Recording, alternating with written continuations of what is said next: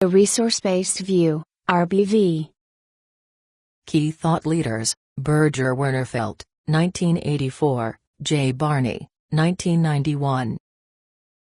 Although Birger Wernerfelt originally coined the term resource-based view 16 as a useful alternative to product-based strategic analysis, it was J. Barney who most fully developed and formalized RBV theory and proposed its significance for business strategy. 17.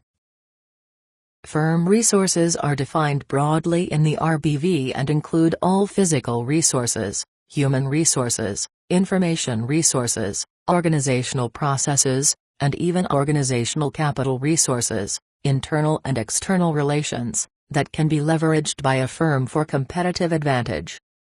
Certain resources may represent unique firm strengths that can be leveraged for competitive advantage.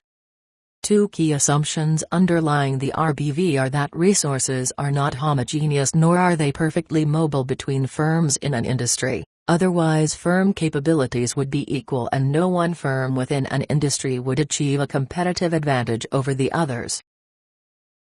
4 characteristics, the VRN attributes, describing a firm's resources are relevant to how they may result in a competitive advantage or sustainable competitive advantage for the firm: valuable, rare, inimitable, and non-substitutable.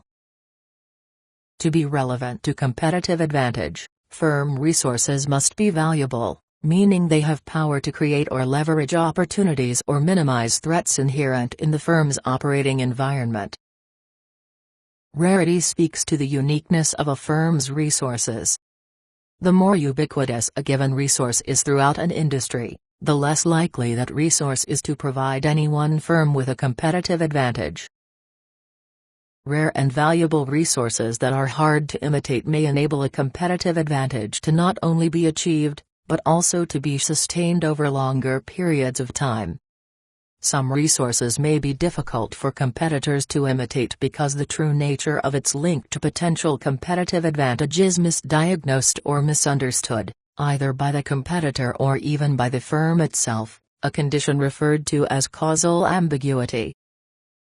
As with the other resource attributes, the availability of viable substitutes for a given resource diminishes the likelihood that it will be able to generate a competitive advantage for the firm. Assuming that resources are heterogeneously distributed throughout the firms in an industry and imperfectly mobile between firms, firms with valuable and rare resources will achieve a competitive advantage. A sustainable competitive advantage can be achieved when the valuable and rare resources can be protected from imitation and substitution. Limitations of the resource-based view.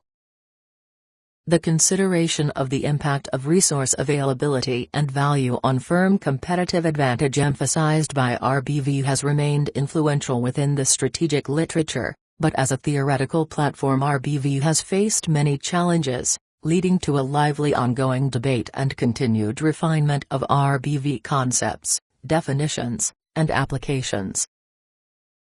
One major area of controversy for RBV has been definitional problems in its conceptualization.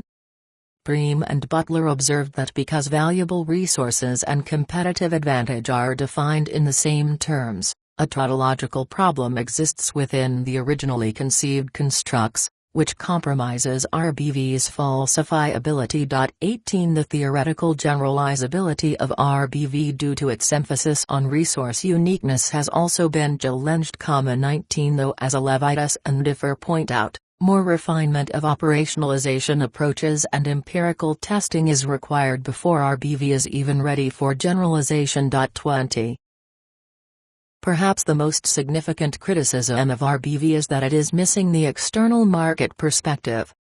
Just as proponents of RBV have criticized the industry-based competitive advantage view for making restrictive assumptions regarding resources, RBV does exactly that regarding the product market environment. Whereas the industry-based view assumes resource homogeneity and mobility among firms in the industry, RBV makes similar assumptions regarding demand.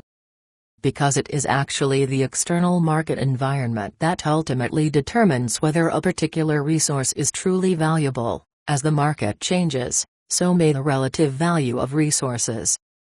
To control for this, RBV makes the implicit assumption of homogeneity and immobility of product markets, unchanging demand.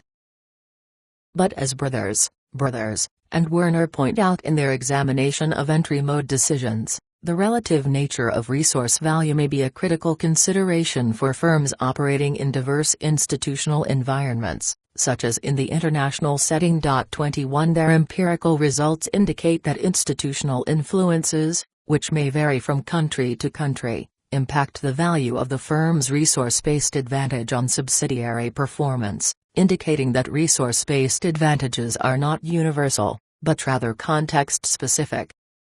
In many ways, RBV represents a pendulum swing from the overly external view of industry-based theories to an overly internal one, a gap that some of the more integrating theories of business strategy that follow have attempted to reconcile.